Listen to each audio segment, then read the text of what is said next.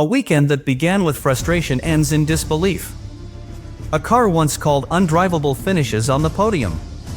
61 laps of chaos, sweat, and defiance under the Singapore lights. And when the checkered flag fell, Red Bull were left without words. By the time Red Bull arrived in Singapore, the aura of invincibility that had defined their season was gone. The RB21, once a symbol of aerodynamic brilliance, had turned unpredictable, twitchy in slow corners, reluctant to rotate under braking, and visibly unstable on the curbs.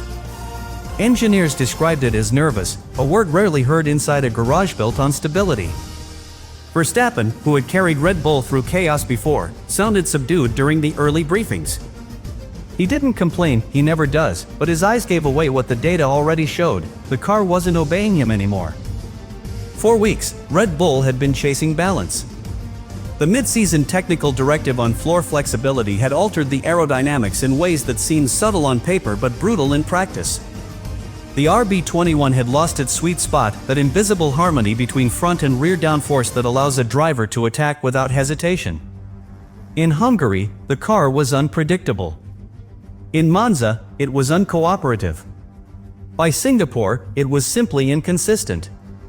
The tighter corners, constant braking zones, and extreme heat only amplified its weaknesses.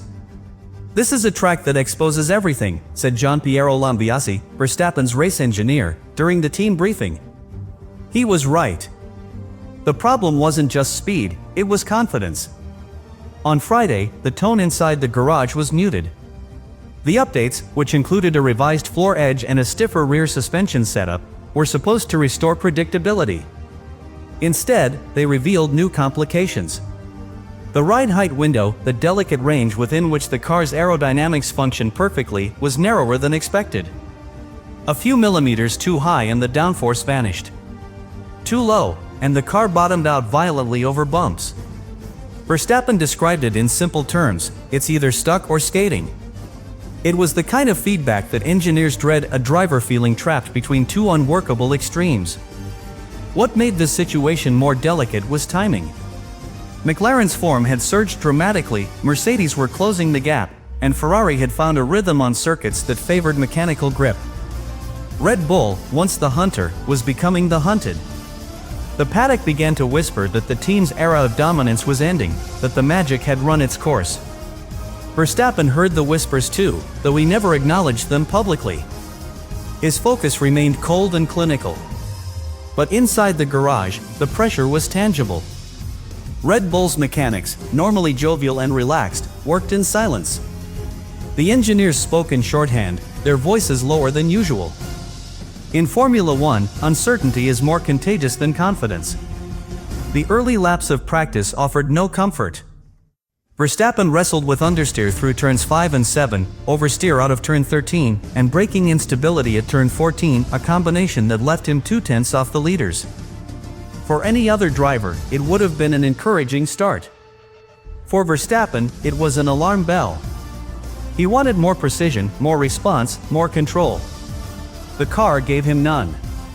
Over the radio, his voice was sharp but controlled: "The front is lazy, and the rear just lets go. It's like chasing my own shadow." His words cut through the static, not anger, but exhaustion. Behind the scenes, Red Bull's technical director Pierre Watch and chief engineer Ben Waterhouse analyzed every trace of data. They discovered that the car's temperature sensitivity was far higher than expected. The Singapore heat was punishing the floor's new geometry, distorting airflow and creating pockets of inconsistent pressure under braking. It explained the rear instability but not the sudden loss of front bite. That, they later learned, came from tire surface overheating, the inevitable consequence of Verstappen's aggressive corner entries. In essence, the driver and the machine were now fighting each other. To regain control, Verstappen would have to drive in a way that contradicted his instincts. It was an extraordinary situation, a world champion forced to compromise with his car rather than command it. In the past, Verstappen's genius lay in his ability to trust the machinery completely, to operate on the knife edge of grip without fear. But in Singapore, that trust fractured. The RB21 was no longer an extension of his reflexes, it was an obstacle course. During the Friday debrief, Verstappen summed it up with quiet frustration. "It's not that I can't drive it," he said. It's that it doesn't let me." Those words hung in the room long after the meeting ended. For the first time in years, Red Bull didn't sound like champions, they sounded like problem solvers. The situation demanded more than mechanical fixes. It required faith, the kind that can't be measured in simulations or wind tunnels. Red Bull's engineers knew the margins were fine. A small temperature drop, a slight setup shift, a few millimeters of ride height could turn despair into balance. The line between disaster and dominance had never been thinner. As night fell on Saturday, they rolled the car out with a setup that split the difference between instability and control, a gamble, but a calculated one. Verstappen's final words before stepping into the cockpit were simple: "Let's see if we found it." If Formula One is the art of precision, then Singapore is where that art meets its limits. The Marina Bay circuit has always been brutal, not because of speed, but because of repetition. 23 corners, 6 braking zones above 200 km/h, ambient temperatures near 35 degrees, and humidity so dense that sweat becomes part of the uniform. It is a race that tests machinery, minds, and mechanics all at once. For Red Bull, it became a laboratory of survival. From the opening laps, Verstappen's RB21 behaved like a creature with two personalities. Through high-speed corners, it was composed and sharp. But in the slow technical sections, the heart of Singapore, it bucked, twitched, and snapped without warning. The engineers on the pit wall stared at the telemetry in disbelief. The rear brake temperature was climbing far beyond the safe threshold, forcing the energy recovery system to redistribute load unpredictably. That imbalance was feeding straight into Verstappen's throttle response. The data said understeer into oversteer. The driver said something simpler: "It's fighting me." Ordinarily, a driver in that position would back off, manage what he could, and accept the limitations. Verstappen did the opposite. He began to change his driving style lap by lap, corner by corner.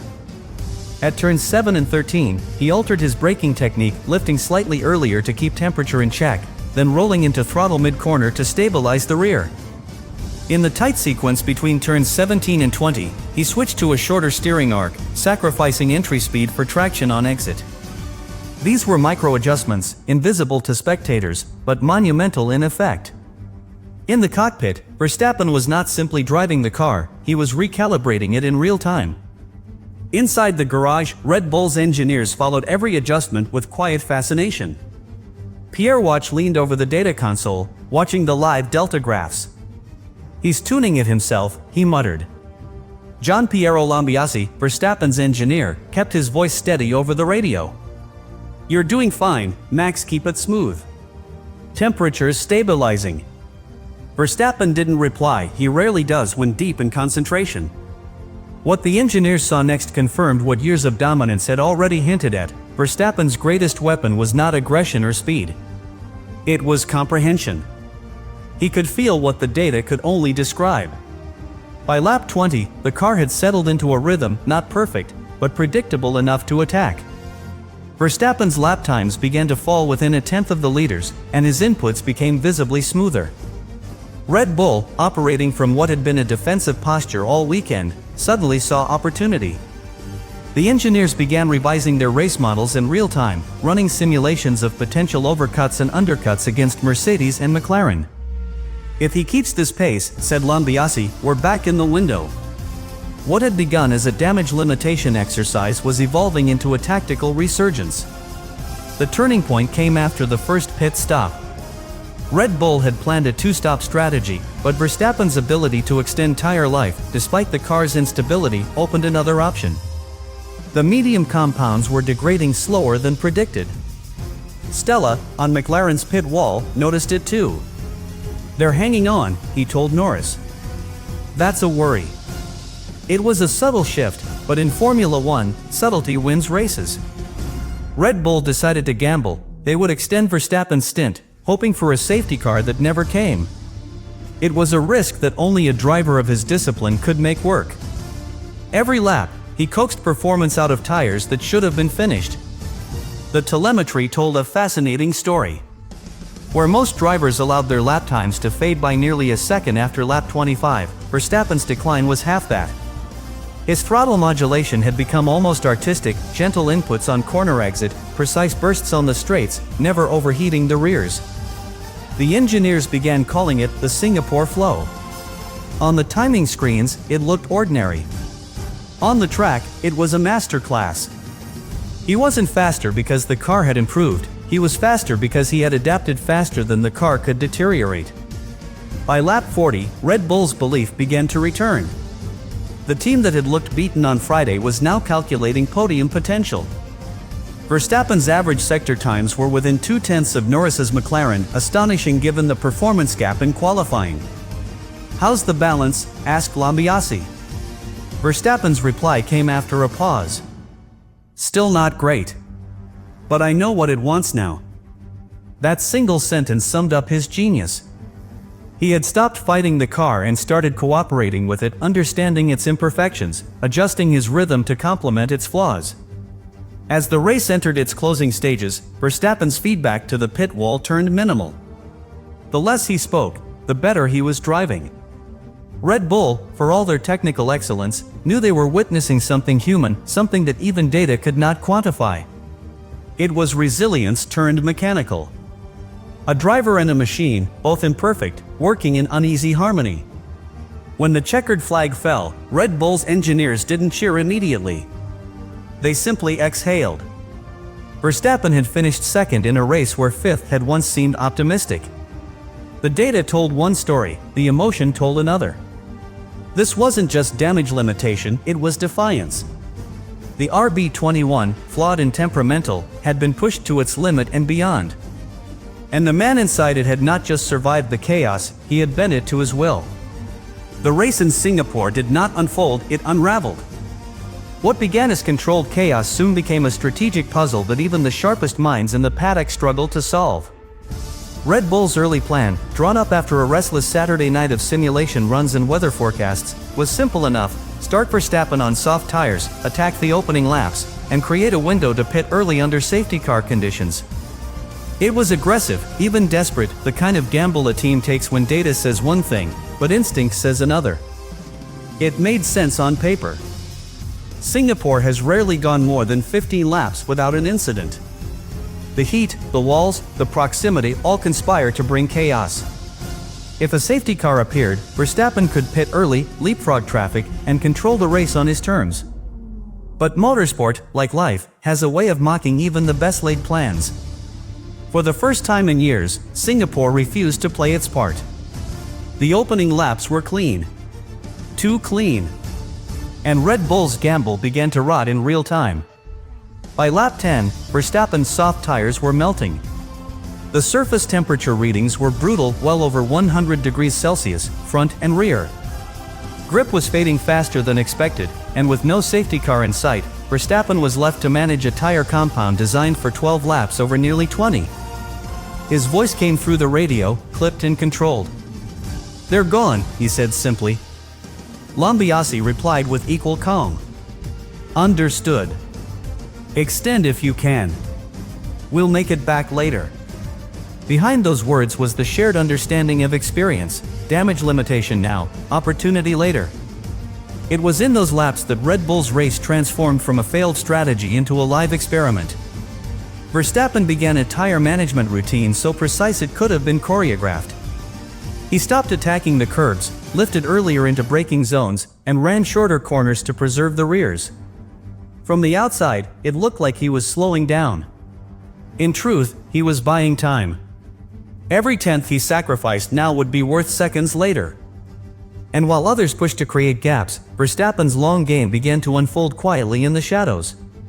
On the pit wall, Red Bull's strategy team, led by Will Courtney and supported by Hannah Schmitz, started rewriting the race plan on the fly. The original model, dependent on early chaos, was scrapped entirely. They decided to flip the logic. Rather than waiting for a safety car to pit, they would wait until everyone else had pitted. It was counterintuitive, almost reckless, but it turned the problem on its head. If Verstappen could stretch his stint, the others' earlier stops would force them into tire degradation during the final phase. The risk was obvious: if the safety car came late, the entire plan would collapse. But if it didn't, Red Bull might steal back control through consistency. By lap 23, Verstappen's lap times began to stabilize. The tires, blistered and uneven, had somehow found a second wind. Lambiase's voice returned on the radio, "You're doing magic on those tires, Max, keep this pace. We're in this." Verstappen gave a small exhale, his version of satisfaction. Around that time, McLaren began to feel the strain. Norris, who had pushed hard in the early laps, started to lose rear traction. Mercedes, too, were struggling to maintain tire temperature in the traffic. For the first time all evening, the balance of power began to tilt. Then came the critical moment, lap 29. Red Bull's pit wall faced the decision that could make or break their night. The window for a single-stop conversion had opened, but barely. The data suggested that if Verstappen stayed out for 6 more laps, he could pit once and run to the finish. If the tires failed, he'd fall out of the points. If they held, he'd fight for a podium. "We stay long," said Lambiase firmly.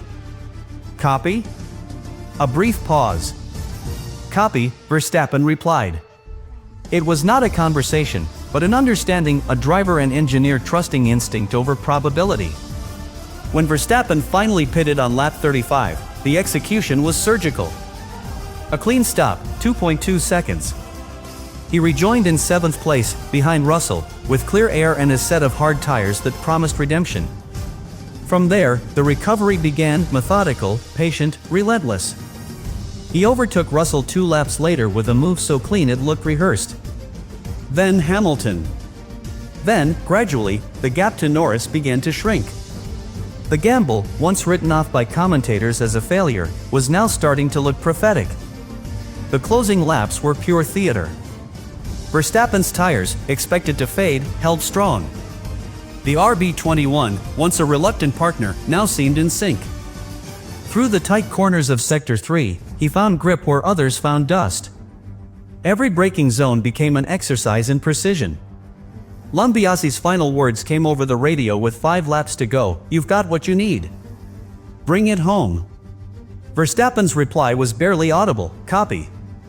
Let's finish it." When the checkered flag fell, Red Bull's garage erupted, not with the euphoria of victory, but with the disbelief of survival turned triumph. The strategy that had begun as a gamble ended as vindication. What made it remarkable was not luck, but faith in the driver to read the tires, in the engineer to read the race, and in the team to hold their nerve while the world doubted them.